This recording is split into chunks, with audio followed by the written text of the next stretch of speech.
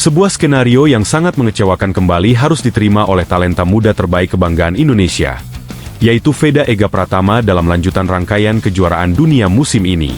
Pembalap masa depan yang mengenakan nomor motor 9 tersebut, lagi-lagi menjadi korban dari buruknya operasional internal garasi, yang membuatnya terlambat untuk masuk ke dalam sirkuit lintasan.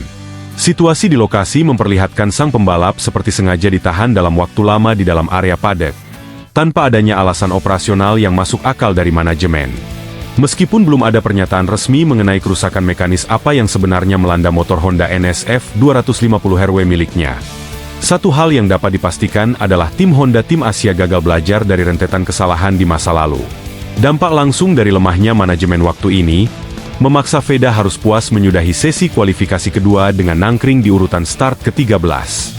Kenyataan pahit ini seketika memicu gelombang kritik yang sangat tajam dari netizen Indonesia yang memantau jalannya sesi penentuan posisi start tersebut.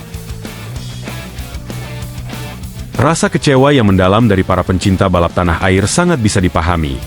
Karena ini bukan kali pertama bakat murni Veda dihambat oleh kendala non-teknis dari pihak internal kru paddock.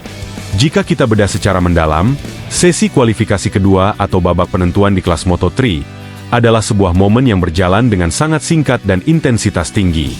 Dengan jatah waktu yang hanya disediakan selama 15 menit saja oleh regulasi resmi, setiap detikan yang terbuang di dalam pit lane akan langsung menghancurkan peluang start pembalap.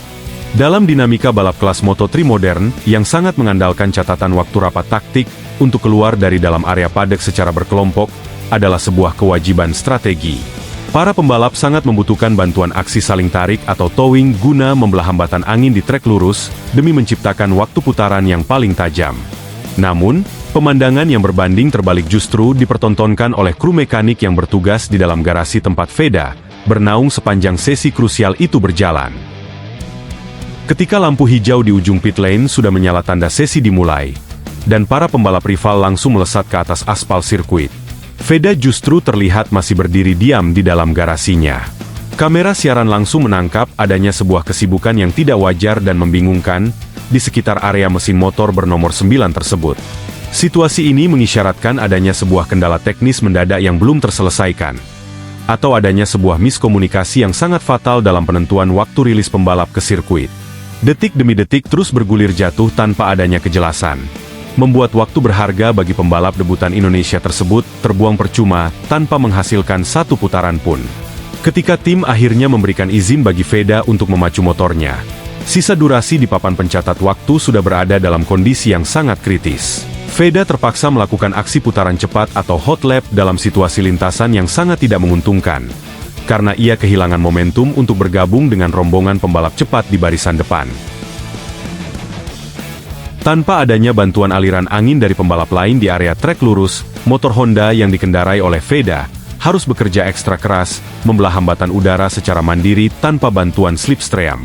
Melalui kondisi yang serba terbatas tersebut, hasil akhir kualifikasi pun sudah bisa ditebak dengan sangat mudah oleh para pengamat. Catatan waktu Veda gagal menembus kelompok pembalap elit di barisan depan, sehingga ia harus menerima kenyataan berada di luar posisi 10 besar, dan terlempar ke urutan start ke-13. Memulai jalannya balapan dari urutan ke-13, tentu menjadi sebuah posisi yang dipenuhi oleh risiko keselamatan yang sangat tinggi di kelas Moto3. Kegagalan kolektif dari para kru paddock Honda Tim Asia dalam mengantisipasi manajemen waktu kualifikasi ini menjadi sebuah rapor merah yang sangat tebal bagi tim. Banyak pengamat menilai bahwa manajemen tidak melakukan tindakan evaluasi yang mendalam terhadap rentetan kekeliruan yang sudah berulang kali terjadi pada seri-seri balapan sebelumnya. Kelalaian fatal seperti ini seharusnya bisa dihilangkan secara total apabila tim bersedia melakukan simulasi koordinasi yang matang sebelum sesi kualifikasi dimulai. Perlu diingat kembali bahwa dalam ajang balap motor tingkat dunia sekelas MotoGP, kehebatan performa seorang pembalap di atas motornya hanya mewakili sebagian kecil dari persentase kemenangan. Sisa persentase terbesar lainnya murni ditentukan oleh kesiapan mekanik, ketepatan strategi tim, serta kesigapan para kru yang bekerja di belakang layar sirkuit. Sangat tidak adil bagi seorang pembalap muda berpotensi besar seperti Veda, jika kerja kerasnya sejak sesi latihan bebas harus dirusak oleh kecerobohan kru paddock miliknya sendiri. Pihak manajemen tertinggi harus segera mengambil tindakan tegas, berupa evaluasi total terhadap standar kerja para mekanik mereka. Sesi kualifikasi yang berjalan singkat bukanlah tempat yang tepat untuk melakukan eksperimen setelan motor, ataupun memperbaiki komponen yang seharusnya sudah selesai dikerjakan sejak hari sebelumnya. Kesiapan penuh sebuah motor balap sebelum lampu hijau pit lane menyala adalah sebuah harga mati yang tidak bisa ditawar lagi oleh tim manapun jika ingin bersaing memperebutkan podium dunia. Memulai balapan dari posisi start ke-13, memaksa Veda untuk menghadapi sebuah skenario balapan yang sangat berat sekaligus berbahaya.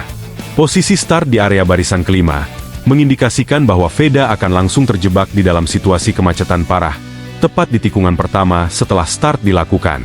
Ada beberapa dampak buruk yang harus ditanggung secara sepihak oleh Veda akibat kesalahan penentuan strategi dari kru internalnya tersebut. Dampak pertama yang paling menakutkan adalah tingginya risiko terlibat kecelakaan massal di sektor barisan tengah atau midfield group. Sektor tengah dalam balapan Moto3 selalu dikenal sebagai wilayah yang paling rawan terjadi aksi senggolan keras antar motor, karena seluruh pembalap akan tampil sangat beringas demi bisa merangsek maju ke depan. Dampak buruk kedua yang tidak kalah mengkhawatirkan adalah potensi hilangnya momentum emas pada lap-lap pembuka jalannya balapan. Di saat Veda masih harus disibukkan mencari celah sempit untuk melewati kerumunan pembalap agresif di barisan tengah, kelompok pembalap terdepan yang berada di zona nyaman biasanya akan langsung memanfaatkan momen tersebut untuk membuka jarak yang sangat jauh di depan, sehingga sangat sulit untuk dikejar kembali pada pertengahan balapan. Dampak buruk ketiga yang harus dihadapi oleh pemuda asal Gunung Kidul ini berkaitan erat dengan masalah daya tahan ban motornya. Demi bisa memangkas jarak yang terbentang jauh dari urutan ke-13 menuju barisan depan, Veda secara otomatis akan dipaksa untuk menerapkan gaya berkendara yang sangat ekstrim. Aksi pengereman yang sangat keras, serta akselerasi motor yang dipaksa maksimal sejak awal, dipastikan akan menguras umur grip ban motor Hondanya jauh lebih cepat dari jadwal normal. Padahal, jika kita merujuk pada hasil catatan waktu di sesi latihan bebas, Veda Ega Pratama sebenarnya memiliki modal kecepatan balap atau race pace yang sangat konsisten dan menjanjikan.